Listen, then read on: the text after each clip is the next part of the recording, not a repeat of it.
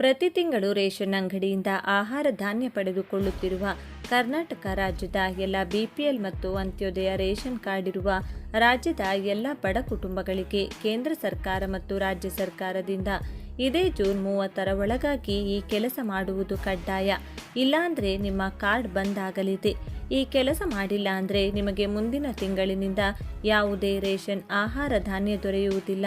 ನಿಮ್ಮ ಗೃಹಲಕ್ಷ್ಮಿ ಹಣವೂ ಕೂಡ ಬಂದಾಗುತ್ತದೆ. ಹಾಗೂ ರೇಷನ್ ಕಾರ್ಡ್ನಿಂದ ದೊರೆಯುತ್ತಿರುವ ಸರ್ಕಾರದ ಎಲ್ಲ ಸೌಲಭ್ಯಗಳನ್ನು ಕೂಡ ಸ್ಥಗಿತಗೊಳಿಸಲಾಗುತ್ತದೆ. ನೀವು ಕೂಡ ಬಿಪಿಎಲ್ ಅಥವಾ ಅಂತ್ಯೋದಯ ರೇಷನ್ ಕಾರ್ಡ್ ಹೊಂದಿರುವ ಬಡ ಕುಟುಂಬದವರಾಗಿದ್ದರೆ ಪ್ರತಿ ತಿಂಗಳು ರೇಷನ್ ಅಂಗಡಿಯಿಂದ ಆಹಾರ ಧಾನ್ಯವನ್ನು ಪಡೆದುಕೊಳ್ಳುತ್ತಿದ್ದರೆ ತಪ್ಪದೇ ವಿಡಿಯೋವನ್ನು ಈಗಲೇ ಲೈಕ್ ಮಾಡಿ. ಇಷ್ಟಕ್ಕೂ ಜೂನ್ 30ರ ಒಳಗಾಗಿ ಅಂದರೆ ಇದೇ ತಿಂಗಳ 30ನೇ ತಾರೀಕಿನ ಒಳಗಾಗಿ ಯಾವ ಕೆಲಸ ಕಡ್ಡಾಯವಾಗಿ ಮಾಡಲೇಬೇಕು ಎನ್ನುವ ಕಂಪ್ಲೀಟ್ ಮಾಹಿತಿಯನ್ನು ತಿಳಿದುಕೊಳ್ಳಲು ವಿಡಿಯೋವನ್ನು ತಪ್ಪದೇ ಕೊನೆವರೆಗೂ ನೋಡಿ. ಈಗಾಗಲೇ ಕರ್ನಾಟಕದಲ್ಲಿ ರಾಜ್ಯ ಸರ್ಕಾರವು ನಕಲಿ ದಾಖಲೆ ಸೃಷ್ಟಿಸಿ ಪಡೆದಂತಹ ಬಿಪಿಎಲ್ ಕಾರ್ಡ್ಗಳನ್ನು ರದ್ದುಪಡಿಸಲು ಮುಂದಾಗಿತ್ತು. ಇಂಥವರನ್ನು ಎಪಿಎಲ್ ಕಾರ್ಡ್ಗೆ ವರ್ಗಾವಣೆ ಮಾಡುವ ಕೆಲಸವನ್ನು ಮುಂದುವರೆಸಿತ್ತು. ಇದರ ಉದ್ದೇಶದ ಅರ್ಹರಿಗೆ ಸಿಗಬೇಕಾದ ಪಡಿತರ ದುರ್ಬಳಕೆಯನ್ನು ತಡೆಯುವುದಾಗಿತ್ತು. ಈಗಲೂ ಈ ಮಹತ್ವದ ಕಾರ್ಯ ಮುಂದುವರಿಯಲಿದೆ. ಅಲ್ಲದೆ ಪಡಿತರ ಚೀಟಿ ಹೊಂದಿರುವವರು ಮತ್ತೊಂದು ಮಹತ್ವದ ಮಾಹಿತಿಯನ್ನು ಗಮನಿಸಲೇಬೇಕಾಗುತ್ತದೆ. ಕೇಂದ್ರ ಸರ್ಕಾರವು ಇದೀಗ ರೇಷನ್ ಕಾರ್ಡ್ ಫಲಾನುಭವಿಗಳಿಗೆ ನಿರ್ದಿಷ್ಟ ಸೂಚನೆಯೊಂದನ್ನು ನೀಡಿದೆ. ಜೂನ್ 30ರೊಳಗೆ ತಮ್ಮ ಪಡಿತರ ಚೀಟಿಗಳಿಗೆ ಇಕೆವೈಸಿ ಪ್ರಕ್ರಿಯೆ ಪೂರ್ಣಗೊಳಿಸುವಂತೆ ಸೂಚಿಸಿದೆ. ಒಂದು ವೇಳೆ ನೀಡಿರುವ ಗಡುವಿನೊಳಗೆ ಈ ಪ್ರಕ್ರಿಯೆ ಆಗದಿದ್ದರೆ ಕಾರ್ಡ್ ರದ್ದುಪಡಿಸಲಾಗುತ್ತದೆ ಎಂದು ಕೇಂದ್ರ ಸರ್ಕಾರ ತಿಳಿಸಿದೆ. ಇಕೆವೈಸಿ ಪ್ರಕ್ರಿಯೆಯು ನಿಮ್ಮ ಆಧಾರ್ ಕಾರ್ಡ್ ಮೂಲಕ ನಡೆಯುತ್ತದೆ.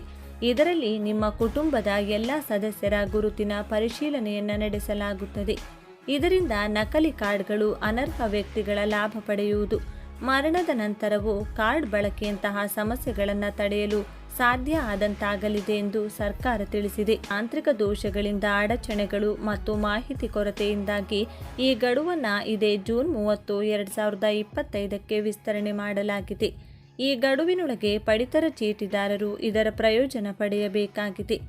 ಇಕೆವೈಸಿ ಪ್ರಕ್ರಿಯೆಯನ್ನು ಆಫ್ಲೈನ್ ಅಥವಾ ಆನ್ಲೈನ್ನಲ್ಲೂ ಕೂಡ ಮಾಡಿಸಬಹುದು. ನಿಮ್ಮ ಹತ್ತಿರದ ನ್ಯಾಯಬೆಲೆ ಅಂಗಡಿ ಅಥವಾ ಸೈಬರ್ ಸೆಂಟರ್ಗೆ ಹೋಗಿಯೂ ಮಾಡಿಸಬಹುದು. ಈ ಪ್ರಕ್ರಿಯೆಗೆ ಎಲ್ಲ ಸದಸ್ಯರ ಆಧಾರ್ ಕಾರ್ಡ್ ಹಾಗೂ ರೇಷನ್ ಕಾರ್ಡ್ ತೆಗೆದುಕೊಂಡು ಹೋಗಬೇಕಾಗುತ್ತದೆ. ಆಗ ಅಲ್ಲಿ POS ಯಂತ್ರದ ಮೂಲಕ ಬಯೋಮೆಟ್ರಿಕ್ ವೆರಿಫಿಕೇಷನ್ ಮಾಡಲಾಗುತ್ತದೆ.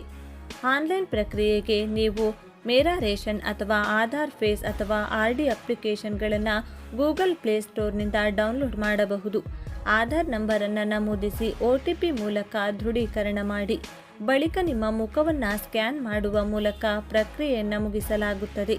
ಈ ಕ್ರಮವನ್ನು ಸರ್ಕಾರವು ಪಾರದರ್ಶಕತೆಯ ಉದ್ದೇಶದಿಂದ ಮಾಡಲಿದೆ. ಅರ್ಹರಿಗೆ ಆಗುವ ತೊಂದರೆಗಳು ತಪ್ಪಿದಂತಾಗಲಿದೆ. ಒಟ್ಟಿನಲ್ಲಿ ಅರ್ಹರಿಗೆ ಸಿಗಬೇಕಾದ ಪಡಿತರ ಚೀಟಿ ಸರಿಯಾಗಿ ಸಿಕ್ಕಂತಾಗಲಿದ್ದು ಕಳ್ಳಾಟ ಮುಂದುವರಿಸುವ ಅನರ್ಹರಿಗೆ ಬ್ರೇಕ್ ಬೀಳಲಿದೆ.